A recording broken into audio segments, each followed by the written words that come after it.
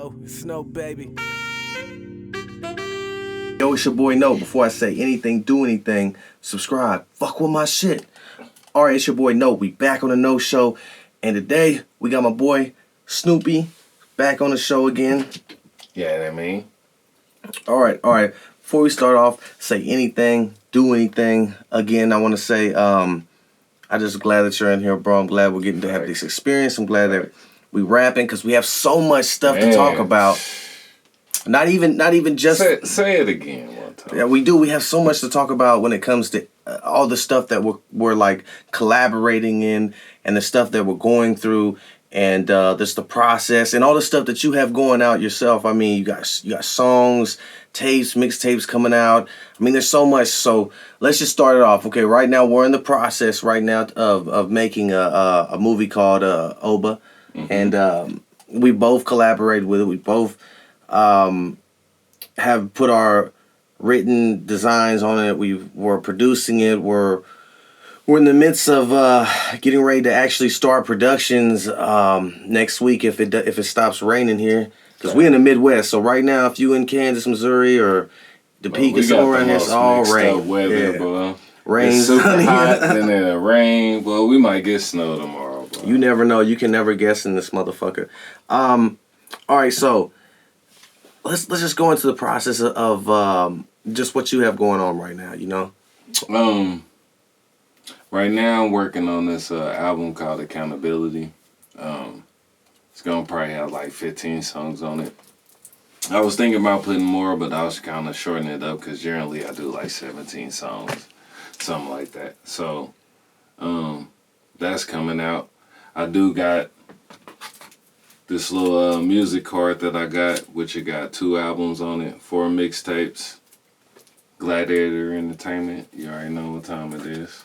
But it got Inevitable on it, Snoopy Boomaye, Gas Break Dip mixtape, Refreshment mixtape, all that, man. They got a lot of local acts on there. You know what I'm saying? Some people you ain't heard, some people you might have heard of. But it's kind of what I've been working on, doing shows out of state, moving around, stuff like that. So kind of getting it going. And then also doing movies with my boy, No Productions, man. And let me say this, though, before we even get into anything else. You talented, bro, and people gonna recognize that, boy. Like, they gonna see it soon enough. Boy, No Productions is the way, man. He got plenty of short films out. You know what I'm saying? He done shot most of my videos up to date. Shout out to LB.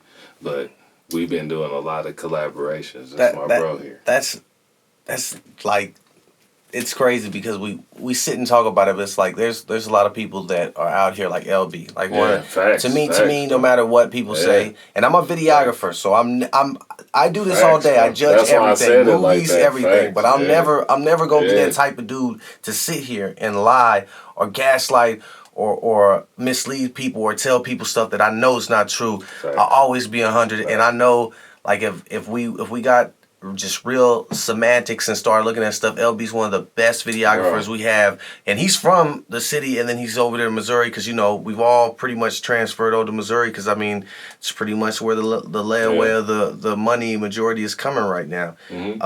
But just to be out here doing this stuff, you know what I'm saying, is all I care about, you know. So at the end of the day, no matter what we do or where we go, like I told you, like, it's all about the process. And right now, I'm not really worrying about too much about anything but making something beautiful out of what we're creating, because at the same time, our legacy's on the line.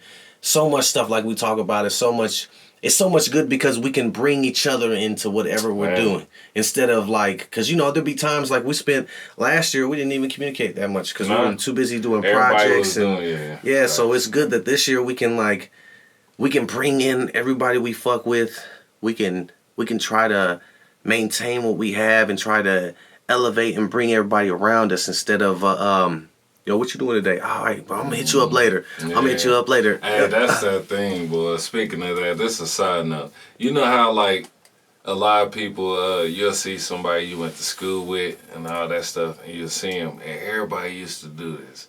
Like, you'll always ask for their number, like, you gonna talk to them. Yeah, and then never hit them up. You know what I mean? And y'all never talk after that. Y'all don't even speak to each other. So it's like, even with people that's close to you, you shouldn't be like that. Just be direct. Well, you know, like at that moment when you see somebody, if you're gonna talk to them, I don't give a fuck what motherfuckers say. Come on, hey, motherfucker, you know in your mind, bro. You know too, that motherfucker be like, hey, hey, what's your Snapchat? What's your Instagram? No, but you can have my number though. Nah, you know what? I think, you know what?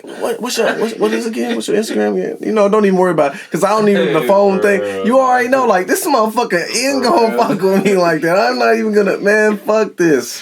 Well, you're not even gonna talk to them after you're not that. even fucking gonna. But like when it comes to people that's closer than that, like, you gotta understand that everybody go through their own thing. So it's like, yeah, we might not talk every day, but if we direct it towards the same goal, when we get together, it's gonna be accomplished. So that follows into what we doing now, which is Oba, baby.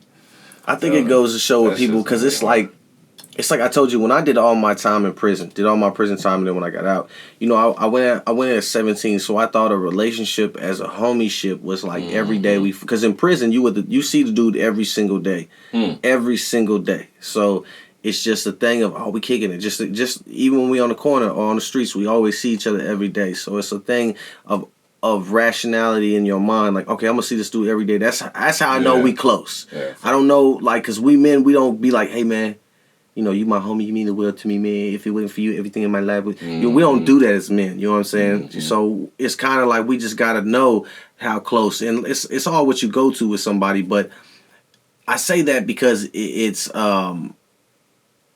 something that we all go through as we get older, and I think we all agree. As you get more older, you go through more stuff in your life, more responsibilities. And being in a friendship or a homie bond, anything like that, any relationship has to have work. I don't care what you're doing. You're gonna have to. You got to be like, shit, I'm off today, or I'm not doing nothing right now. Let me hit the homie up. Let's go play ball. Let's go rap. Let's do something, because I have this time. But then they may not have that time. Whoever you think about when you're not busy is who you want to be around. Yeah. I mean, like, you know what I'm saying? Because you got your, of course, if you got an old lady, you got kids, you gonna take care of that. If you any kind of man in this world, that's a given. That's a must. The question. Yeah, all right, that's a must. That's not even the question. But like, who you think about after that? That's who you really want to be in your life.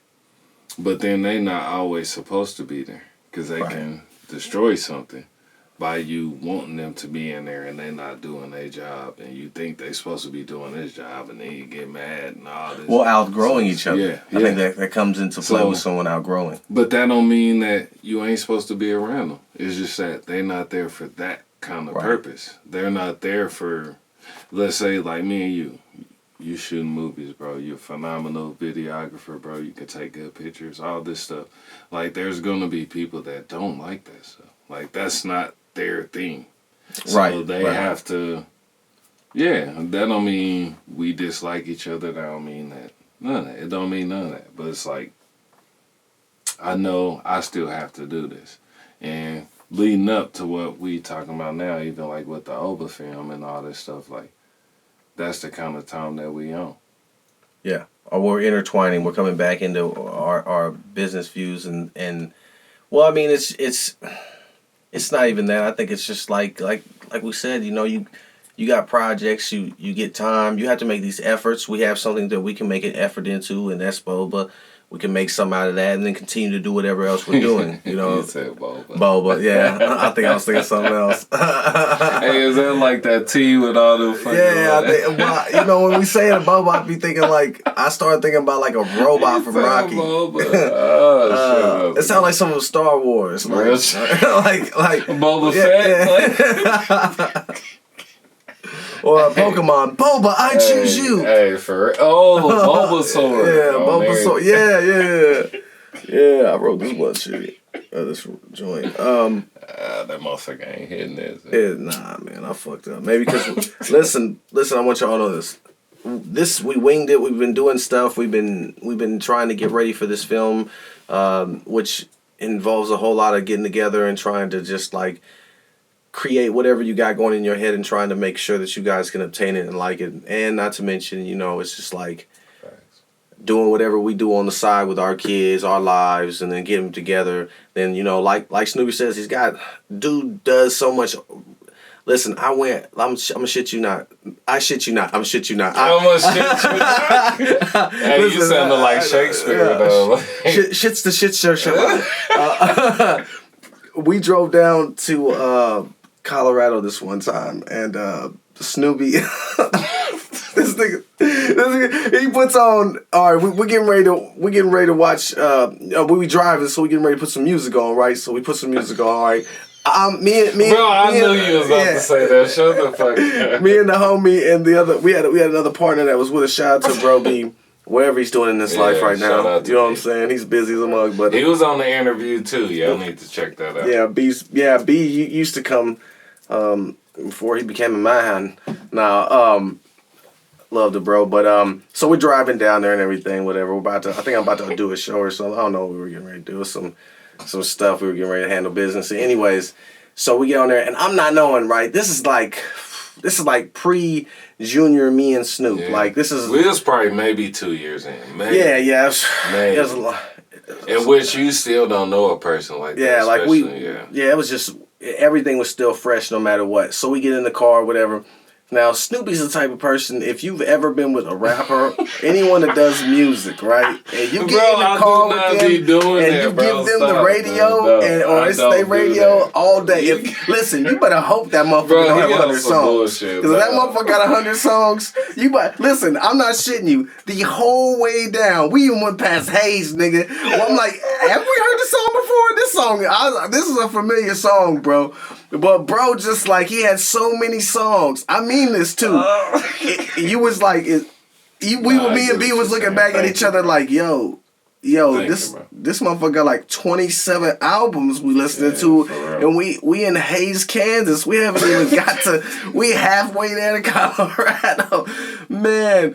Hey, and listen, we got so far into Colorado, he's like, this shit ain't giving up. We still got some more songs. Like, this is it.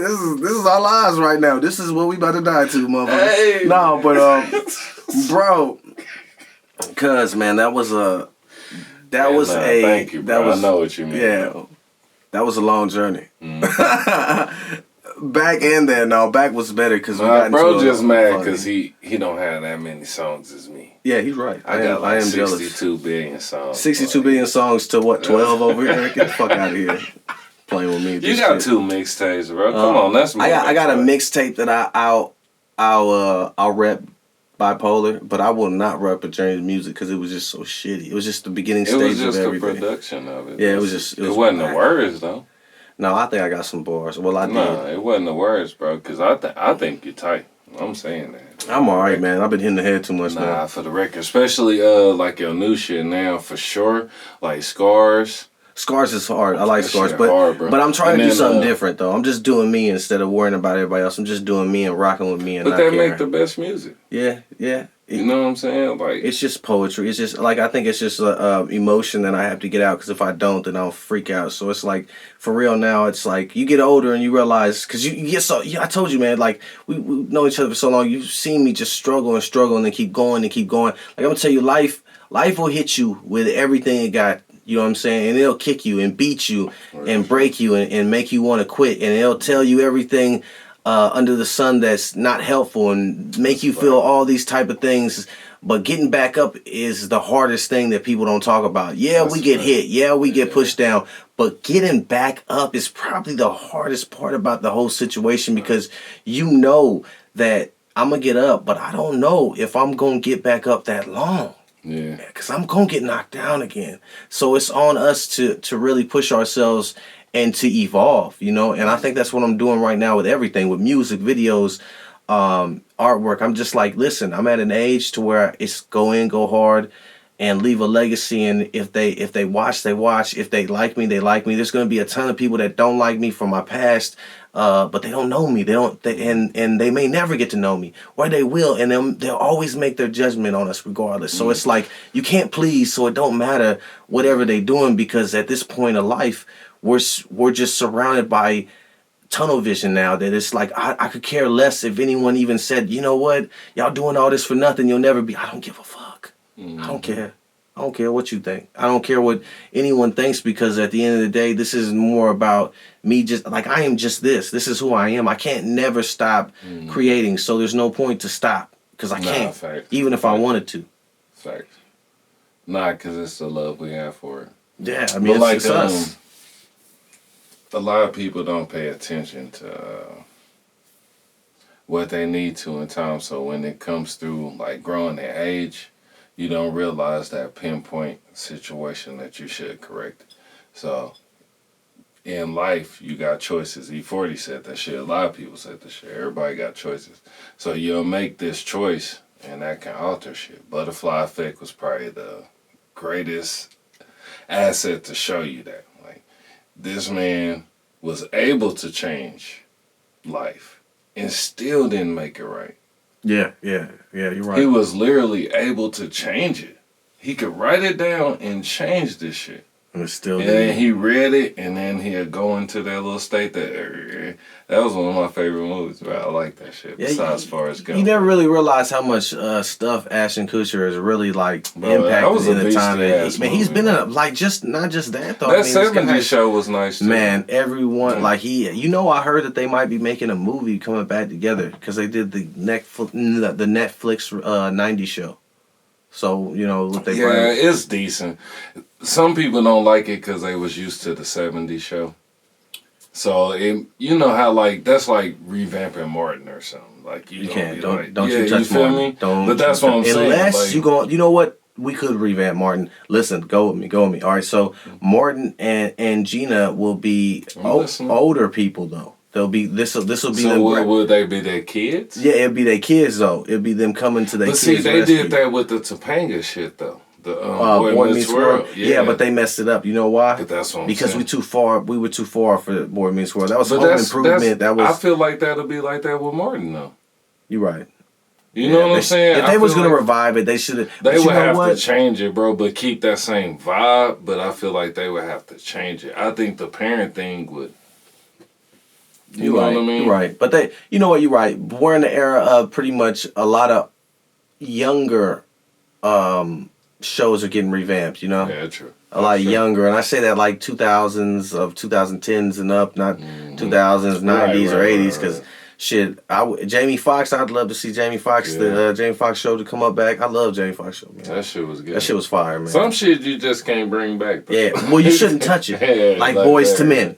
You shouldn't touch it. Hey, I think like after the fourth motherfucking Friday the 13th, they should have left that shit. Listen, you know what I mean? But see some Halloween things have like classics, like trilogies and horrors. It's what makes us love horror. Like for real, the Bride of Chucky, that shit trash, bro. But you got too much. Bride Chucky has so many different directors that have worked on it. Was so many funny. Different. But Chucky it became was funny. It wasn't funny though. Chucky was funny and scary. He reminded me of Freddy Krueger.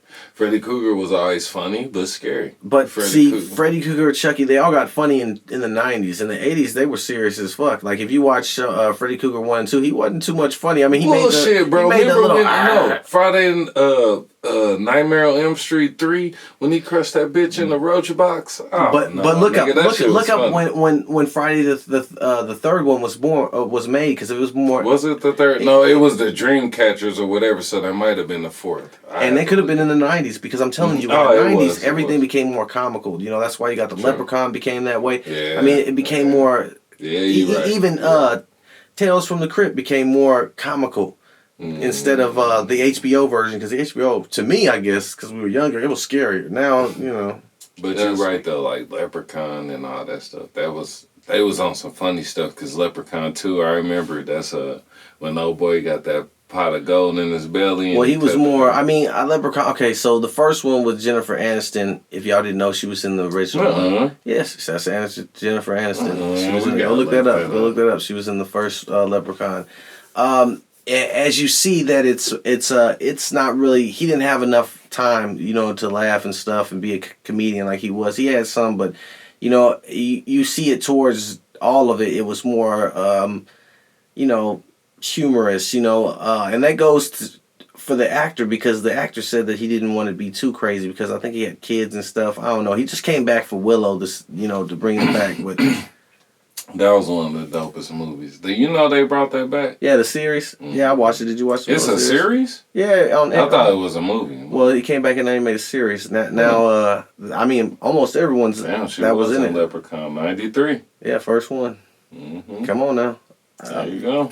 Some boy know his shit. Yes, sir. I'm a movie fanatic. I better be if I'm making this motherfucking shit. You know, I better at least. Speaking of making a movie, Oba, man.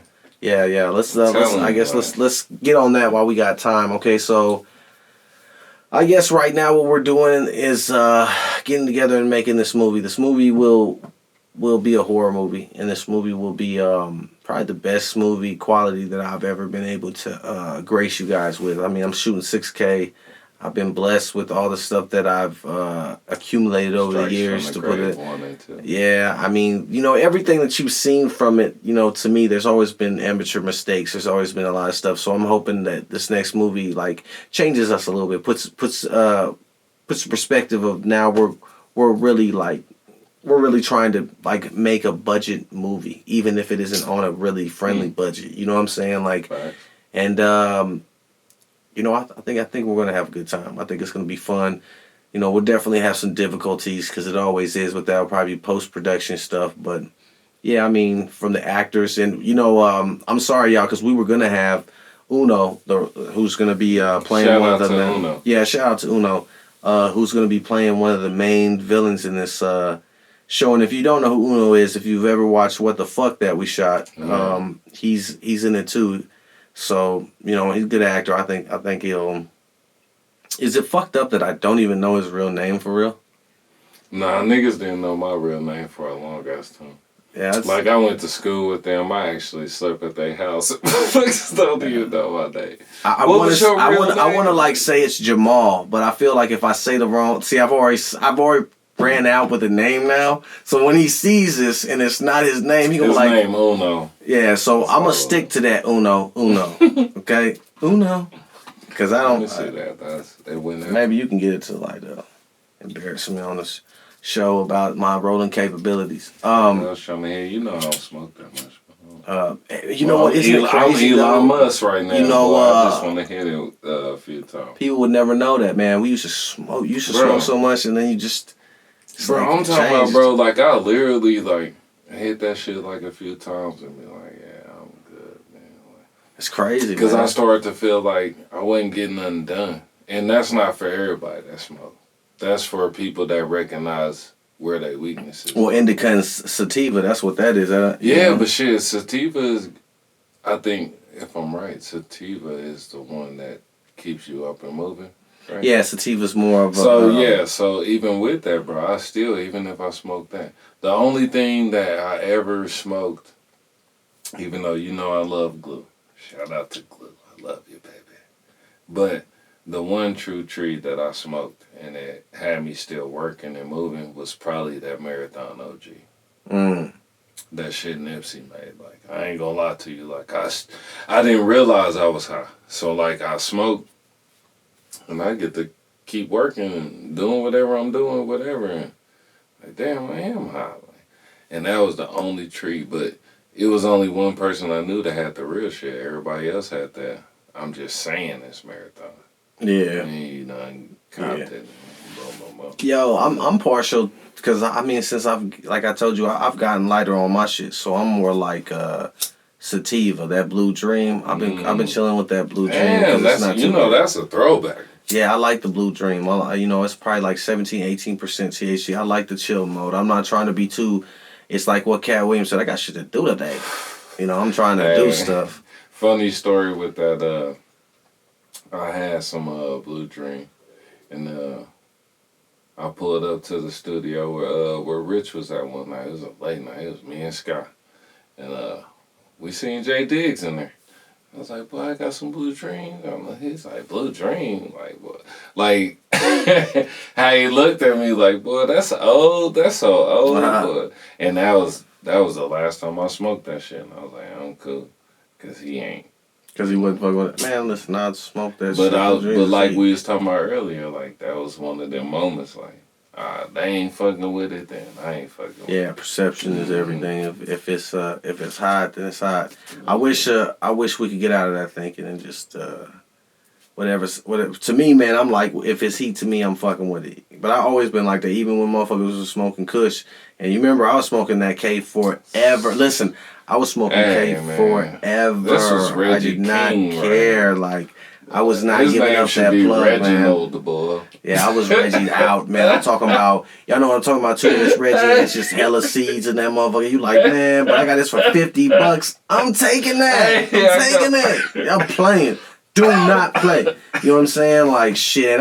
We from Kansas right now, so ain't nothing legal over in this motherfucker. Missouri, y'all beating the shit out of us with your weed. Like, hey, that's y'all a really funny story, man. though. Like, he was like that, and then when he finally started getting that keter, yeah, it was. He disrespected me one time because I pulled up, and I think I had some. It was some cool. It wasn't like no K, but it wasn't what I'm used to smoking with him. And boy, he like, hey, this shit.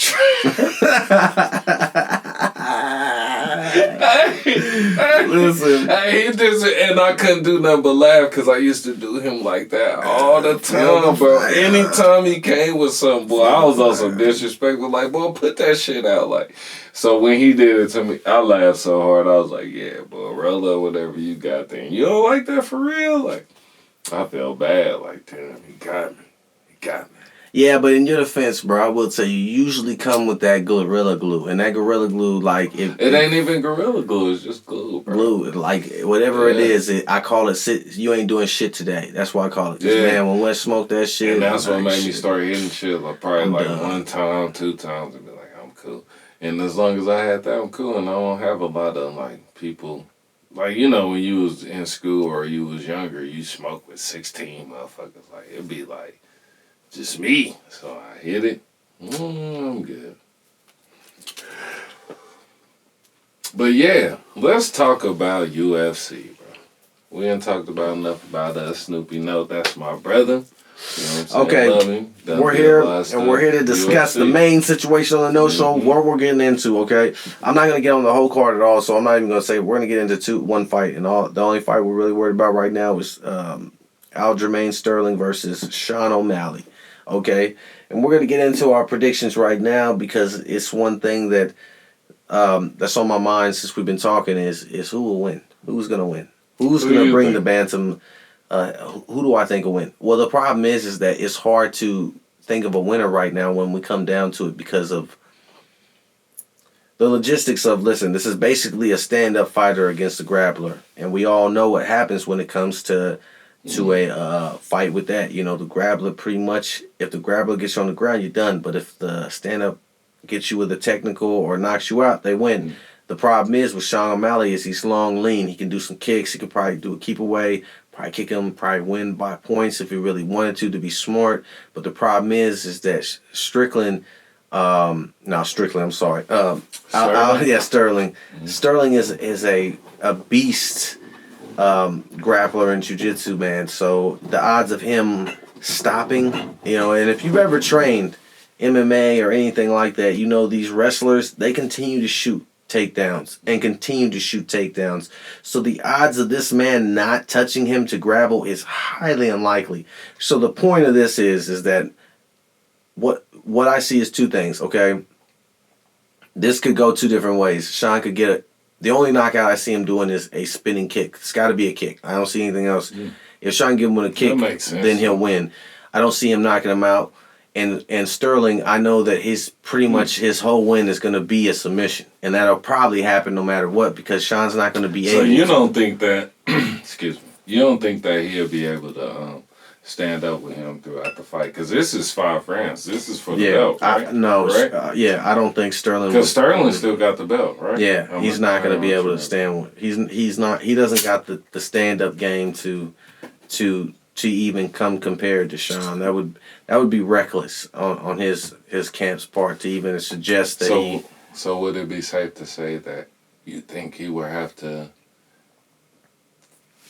do grappling in the beginning of the round rather than actually let him get a chance to learn him? Sterling's so good, dude, that like with Corey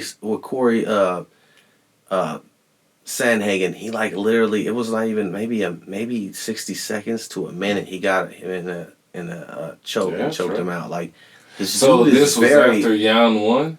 This is before Jan. This is before he fought. This is on his way up to get to fight. But I mean, Sterling's really good wrestler and grappler. Like you're really gonna have to worry about it. And the problem is that, like I said, with wrestlers, they're gonna keep coming for that double leg. They're gonna keep coming for that. They're just gonna keep coming and coming and coming until they get what they're out to get. I got more experience than you. And they all got good gas tanks. Wrestlers are keen to good gas tanks. Period. So he's in for a fight when it comes to that if he can get him onto the ground. But the problem is that Sean is a very good fighter. He's very good technical. He's a very good sound fighter when it comes to stand up. Mm-hmm. And there is a possibility that he lands a good hit and then can kick him or knock him out. The only thing is that it's a big possibility. There's more likely a possibility that me and you win the lottery. Yeah. then you get that. So you leaning more towards Sterling? Yeah, technically, if we were MMA savvy, technically, I think without pretty strong. But in UFC, anything can happen in a fight. Period. Nothing. So you have to be more for sure than that. In boxing, you might have a chance with that kind of thing. Most of that's rigged, but yeah, I just think that with fighting, period, with anything, it's always a chance because. You never know in a fight. I've seen dudes in the gym that can fight really good, but get into a fight and suck. So, we know a couple people personally that we've seen like they're trash, but they're dogs in the gym. So there's always that. So you never know. I just know that these two gentlemen, we've seen them. And, is Sean going to show up? That's another thing we need to ask ourselves. Will Sean show up? Will Sean show up to be the Sugar Show? So because, what was Sean's last fight, literally? He didn't beat that fight that he just won. So that's another thing that we can get into, but I'm not going to go into it. Sean did not beat Jan to me. I mean, if you think he did, that's on you. So he fought Jan? Yeah, and he beat him, and that was some fucking bullshit. You didn't. Okay, yeah. So you're gonna have to watch that. No. The last fight I watched was Yeah, you're gonna have to watch that sometime. There's no way, bro. Yeah, he beat him by a decision, but still, I don't know. I don't think he beat him. I think Jan's been getting shit end of the deal a couple times. But this is crazy. You gotta remember that Sean O'Malley is that boy knows stuff. Oh yeah, I mean Sean O'Malley is. I didn't know that though. The last fight I looked at, it was Yeah, he's Dana White privileged. Shout out to El was it Paiva or whatever? Paiva. Pereira? No, it wasn't Pereira. You see that? Was it Paiva? Sean O'Malley versus. That's It should be. Really, man, we're not even gonna do that. We're not even gonna do that. That's what I'm saying. Look, listen, you talking to I graduated in penitentiary. Okay, I didn't go no school. You got the wrong cat on this one. Nah, but that was the last fight I seen. But I mean, you can watch the fight and you can make your own assumptions. That's what I feel like. But some people can feel whatever they feel.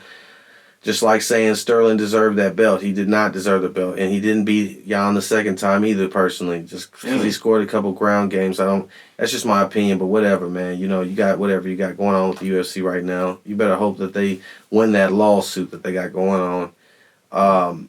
But anyways, so that's what I think is going to happen in that fight if that you have to choose between the two. Sterling. Sterling? Yeah, I kind of want Sterling to win because I'm kind of annoyed with Sean because of his just the way and he likes Jake Paul. He be on some bullshit. Yeah, I just don't like anyone that likes Jake Paul. I'm gonna be real. Yo, it's Snow, baby.